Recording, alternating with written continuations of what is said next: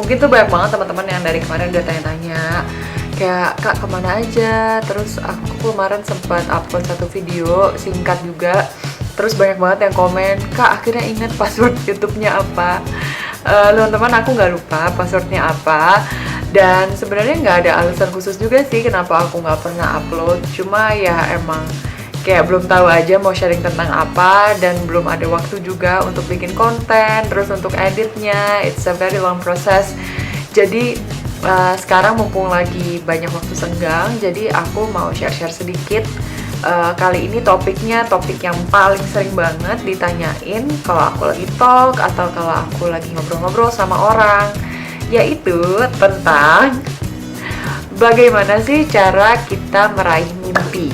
Dan atau kalau aku nyebutnya lebih ke how to set our goals gitu. Gimana cara kita bisa melakukan goal setting dengan cara yang lebih efektif dan akhirnya bisa mencapai mimpi-mimpi kita gitu. Nah, kenapa aku pengen bikin topik tentang ini? Karena tadi selain banyak banget yang tanya, sebenarnya ada juga alasan yang mendasari, yaitu waktu ibu aku lagi beres-beres rumah, ibu aku menemukan sebuah poster yang waktu aku baru masuk FKUI dulu, waktu tahun 2011 itu aku buat, dan ibu aku baru temuin, terus ibu aku kasih ke aku. Dan waktu aku lihat jadinya kayak wah, bener-bener jadi bernostalgia lagi. Kayak aku lupa banget aku punya poster ini, tapi pas aku lihat kayaknya kok aku pengen share ke teman-teman gitu. Posternya kayak apa nih, aku kasih tunjuk ya. Oke, ini dia posternya.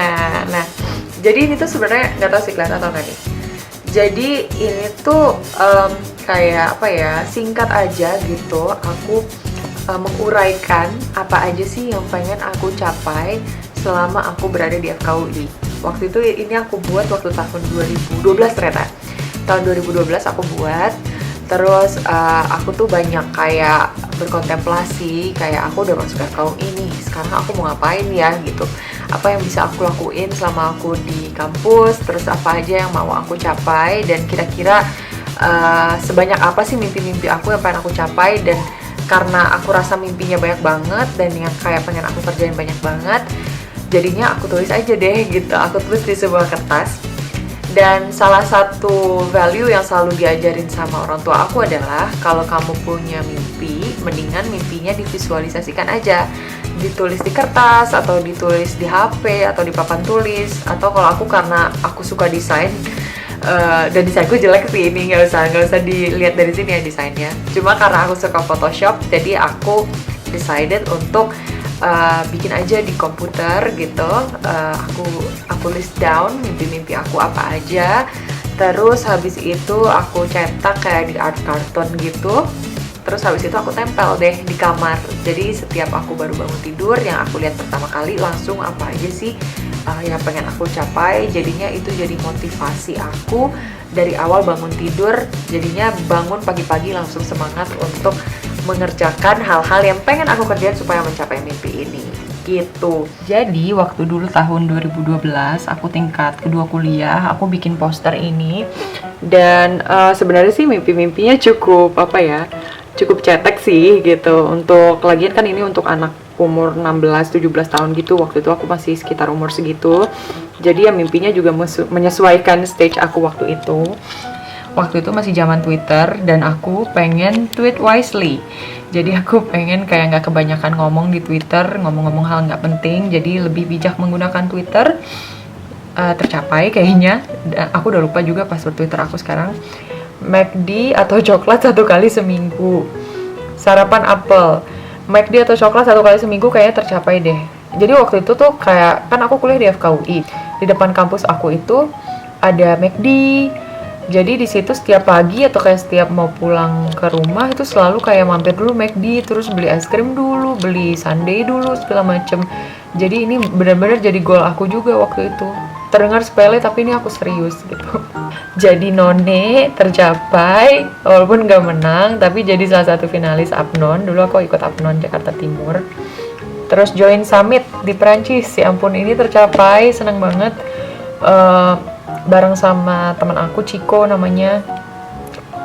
Ini kayaknya aku randomly pilih Menara Eiffel, tapi entahlah gimana caranya diatur sama Allah, jadinya beneran summitnya itu di Paris. Waktu itu presentasi riset soal Opgene. Fokus kuliah, 20 besar angkatan tidak tercapai tentunya. Aku bukan 20 besar angkatan, jauh banget. Nabung 150.000 per minggu tercapai. Buat beli make up, wedges sama hijab, ya ampun, duniawi sekali ya. Ya gitulah, jadi ini gambaran gimana goal-goal aku di masa-masa itu. Dan walaupun goalnya terkesan sangat-sangat cetek dan juga ringan dan lucu, tapi paling enggak punya mindset untuk selalu punya goal itu adalah suatu hal yang bagus gitu. Mau secetek apapun goalnya dan mau tercapai atau enggak masalah.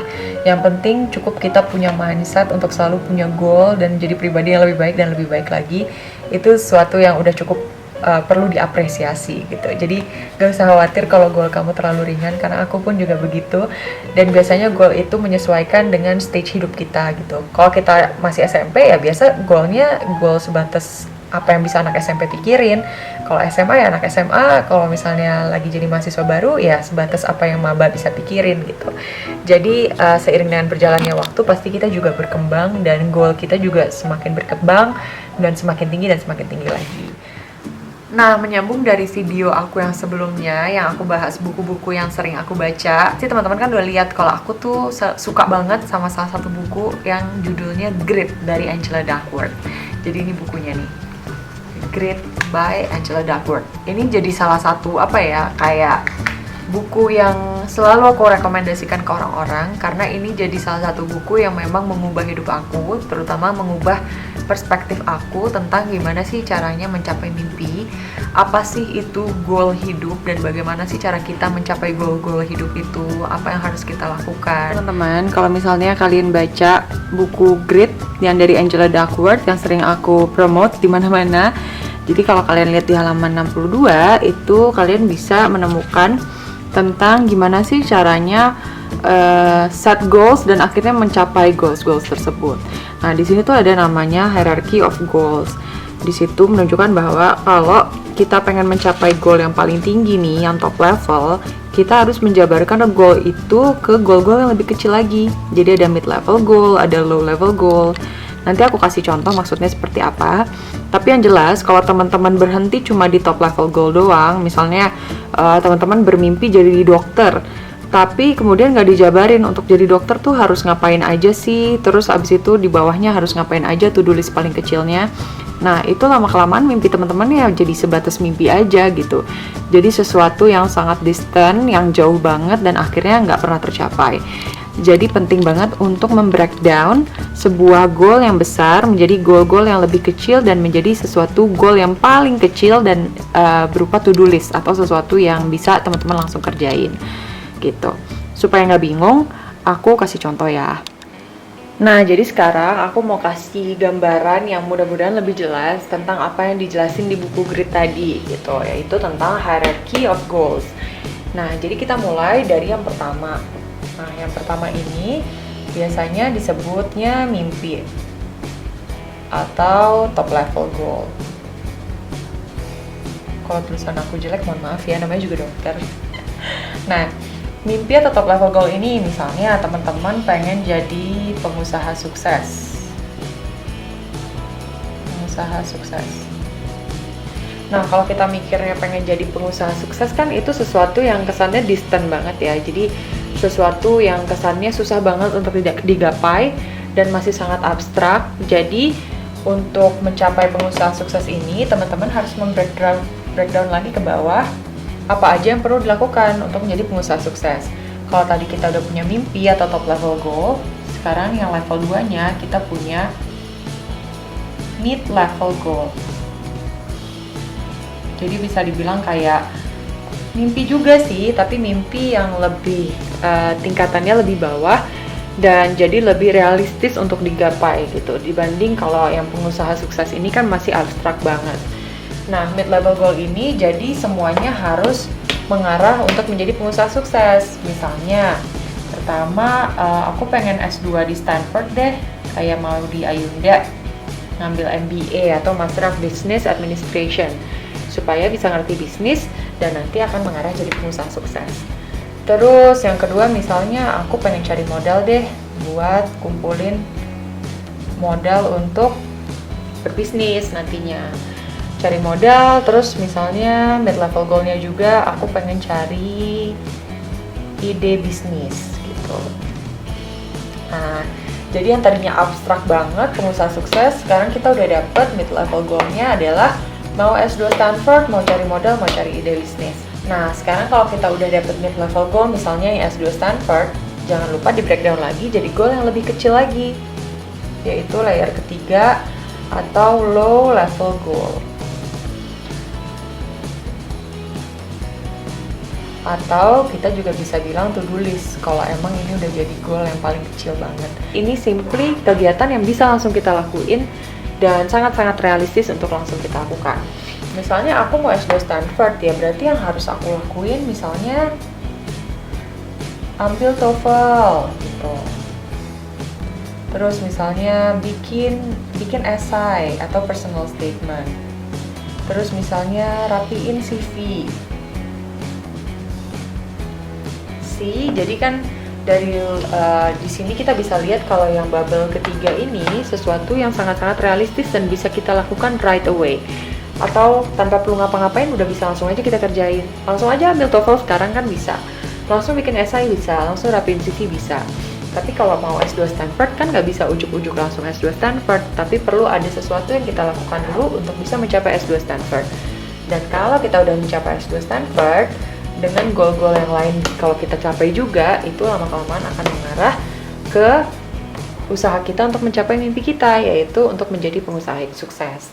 Nah, jadi kira-kira kayak gitu tuh teman-teman, pola berpikirnya seperti apa kalau misalnya kita pengen mencapai sesuatu yang kesannya jauh banget atau suatu mimpi yang kesannya kayak ketinggian banget dan gak mungkin kita capai. Sebenarnya semua mimpi bisa banget kita capai. Yang penting teman-teman harus tahu step by stepnya tuh harus ngapain aja sih gitu.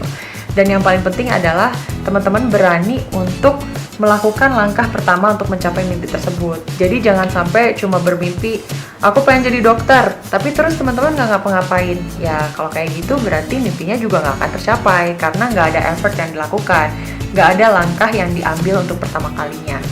Jadi pesan dari aku kalau misalnya pengen set goals atau kayak pengen mencapai mimpi yang sangat tinggi, teman-teman jangan lupa untuk selalu membreakdown mimpi tersebut menjadi goal-goal yang lebih kecil.